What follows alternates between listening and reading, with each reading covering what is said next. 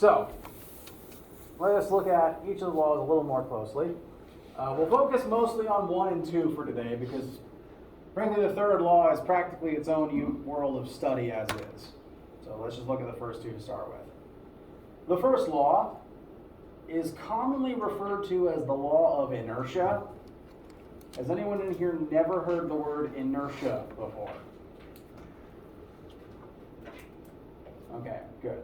Now, this is a word that gets thrown around in science edutainment circles. When I was a kid, I think the first place I know I heard it was the Science Guy theme song. But it's something that is not very well defined outside of physics classes. The actual definition of inertia is an object's tendency to remain in constant motion. Hence why this law is commonly referred to as the law of inertia, because the law refers to an object's tendency to remain in constant motion. And we measure an object's inertia simply by measuring its mass. Mass functionally is the measurement of inertia. Every object that you see in this room around you has mass, and most of them are sitting stationary on the desk in front of you or my table right here. And all of those objects, their mass is currently telling them, continue doing what you're doing and change nothing. Every single object, every single piece of matter in the universe is, scientifically speaking, lazy, which I can't fault it for. All mass wants to either stay completely still, or alternatively, if it is currently moving, it wants to keep moving. Whatever an object's current velocity is, be that 0 or not 0, the object wants to just stay that way. All these stationary objects are going to remain stationary until something, like me, forces them to change, quite literally, by using force. Similarly, if an object is moving at constant velocity, it wants to stay that way. However, on planet Earth, there's very few places where you can actually see an object in motion, remaining in motion, because there's air resistance and friction everywhere on Earth. And so there's constantly forces trying to slow everything down. The one place where you are actually able to see an object in motion stay in motion without any outside intervention is in the vacuum of space. All objects that are hurtling through space with some velocity want and will continue hurtling through space at that same velocity, literally until something stops them. Meteors, asteroids, debris in Earth's orbit. The Earth itself, actually, because the planet you're on is moving, and it's moving at constant velocity around the sun. Similarly, the sun is moving at constant velocity, orbiting the center of our galaxy. Everything is technically trying to move at all times at a constant velocity. And sometimes from our reference frame, that velocity is 0. Mass is how we measure this tendency to remain as an object is, because the more mass something has, the harder it is to change that object's velocity. The more inertia something has, the easier it is. The more mass something has, the more it resists change. For example, these markers have very little mass, so it is very easy for an average human to be able to exert a small amount of force and move them. However, if I had a boulder in here, very large amount of mass, so much so that I, an average human, cannot create enough force to meaningfully move it very quickly. More mass, the more it will resist changes in its own velocity. Questions so far? Now, Law 1 doesn't actually have a whole lot of math involved in it by itself, but we can take some of the things we just talked about for Law 1 and start applying them to math for law 2. Of the 3 laws, well, this is the only law that is itself a direct formula that is on your formula sheet that you can use in anything. And as stated before, the net force acting on an object is equal to the mass of that object times the resultant acceleration of that object. If you want to make something move, the mass represents the something, the acceleration represents the change in motion, and to make that happen, you need to use force. I guarantee you've all heard this and probably used this at some other point in your life. I watched a lot of science edutainment shows as a kid, like Science Guy and Magic School Bus, so I know I definitely heard it there, but the place I actually remember this best came later from my Taekwondo class as a kid. Because my instructor, very smart man that he is, told us if you want to punch harder, you either need a bigger fist or you need to move your fist faster. Those are the only ways to punch harder, or kick harder, or headbutt harder. I don't recommend that one. So, we can look at this formula and tie it back to Law 1 briefly. The more mass something has, so if just the number we plug into m is itself just larger, then it will take more force to cause it to accelerate. Just like how Law 1 says, or rather, looking at the definition of inertia says, mass is an object's tendency to remain in constant motion. Inertia is the tendency to remain in constant motion. The more mass you have, the more you want to remain as you are. The more mass an object has, the more it wants to remain in constant motion.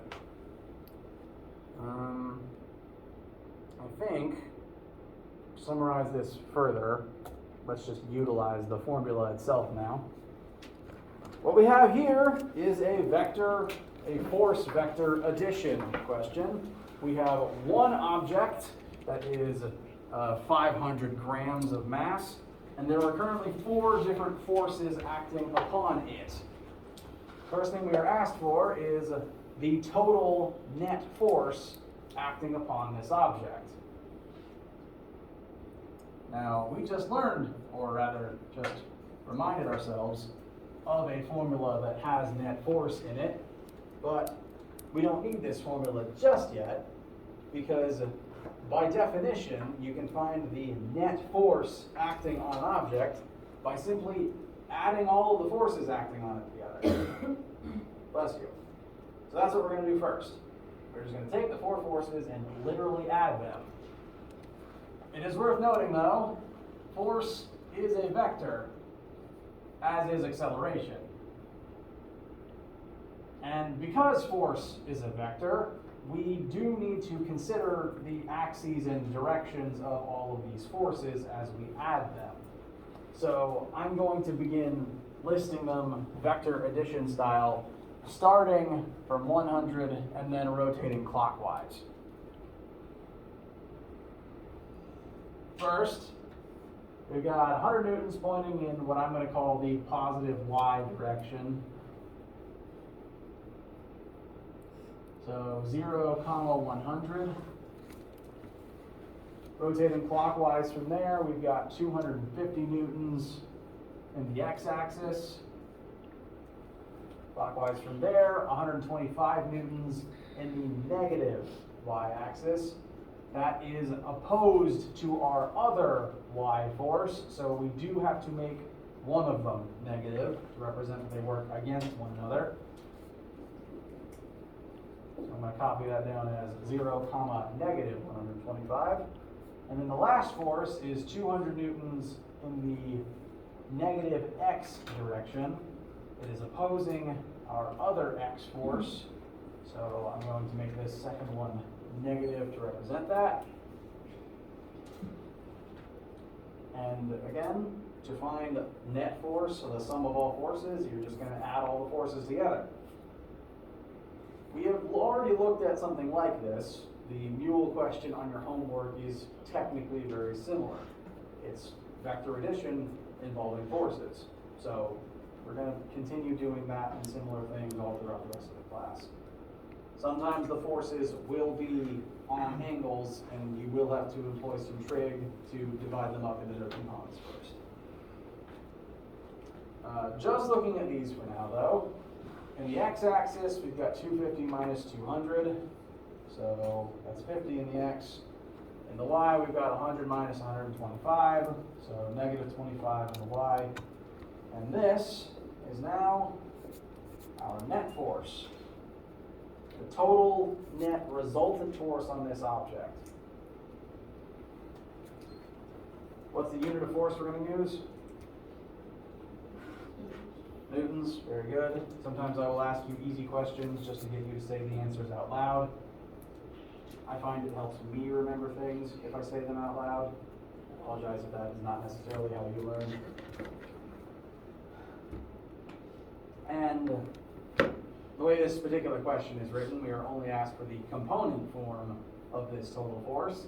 So for right now, this is going to be a legal way to leave the answer. Now what net force represents is, if we were looking at this diagram quite literally as, say, a four-way tug-of-war match, then there would be at least these four forces acting upon this object competing with one another. When you add those forces together to find the net force, this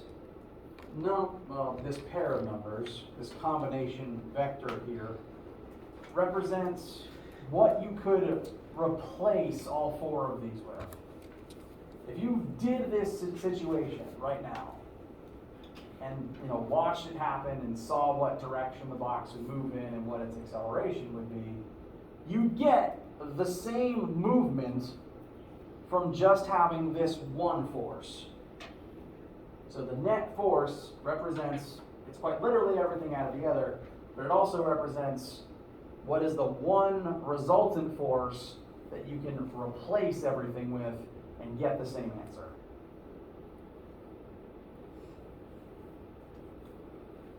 And looking at this answer, what direction do you think the box would move in this tug-of-war match? All right, got some people just pointing, which is good. I had at least one person point kind of, I'll call that southeast for now. Is it more south or more east? More east. More east. This is the single biggest force present, the 250 newtons, so it's going to drift mostly to the left, and I'd say that person is most in line to win this tug-of-war match.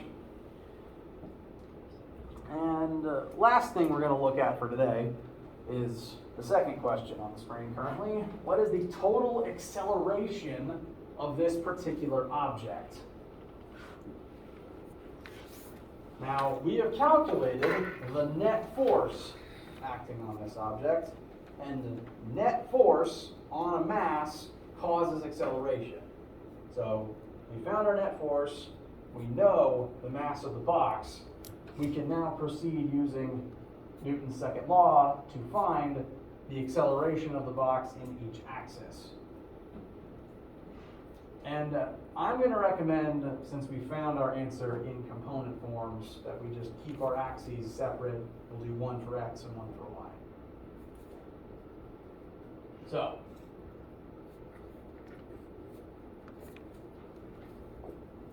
the x version, our net force in the x-axis is 50 newtons. We're going to plug in the mass, multiply that by A, solve for A, and that will tell us the acceleration of this box. Does anyone see any potential issues with this before we continue? It's okay if you don't, I'm just curious if anyone knows. Yes? Correct. The weird quirk of physics, this might sound very strange if you've mostly taken chem classes recently, but physics equations are designed to use kilograms instead of grams. And I don't think there's like there's not a commonly known reason as to why. It's just a fight that chemists and physicists get into kind of frequently, because when one reads the other's work, there's always a bit of a shouting match and a conversion back and forth. When physicists were codifying all of the formulas and units that were going into textbooks, and there actually is a global council who meets every so often to determine the definition of all the units. 1 Newton is defined as 1 kilogram times 1 meter per second squared. And since all the formulas are designed for newtons, that means we have to start using kilograms for all of our masses. And that's going to be true for any formula that uses mass in this class. So on your formula sheet, feel free to put a big asterisk at the top. Every formula will take kilograms for mass. The only reason I can think of as to why is just to make all of the numbers literally smaller, because if they're all 1,000 times smaller, they're easier to work with, maybe. It also keeps all of the mundane earthly forces around us from being in the thousands just because we're using grams instead. I think it's literally just to try to keep some things in scale. So it's worth noting. That means that we do have to convert 500 grams into kilograms before we can do anything else. So that's going to be 0.5 kilograms. And that's going to create a final total answer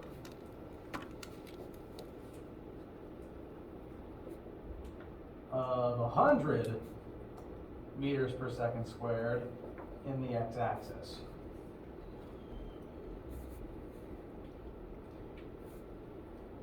Then, similarly in the y, look at our y acceleration of negative 25. That'll equal our mass in kilograms times our acceleration. My a's and my zeros look way too similar. It's a little better. And so our y acceleration should come out to negative 50 meters per second squared. Negative just meaning down.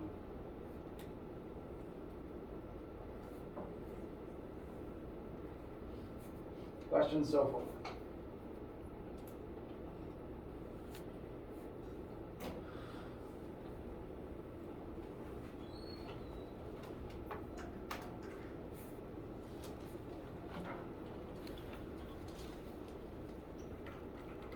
Okay. We're going to call it there for today. That's the end of lecture. Excuse me. Excuse me again. Continue working on and do finish your Chapter 3 homework and quiz by tonight. Additionally, you'll be receiving your, hopefully, the remote lab assignment for next week in your email today. We will not meet Monday for lecture, and we will not meet for in-person labs next week. Keep that in mind. If no one needs anything, then have a great day and a great weekend.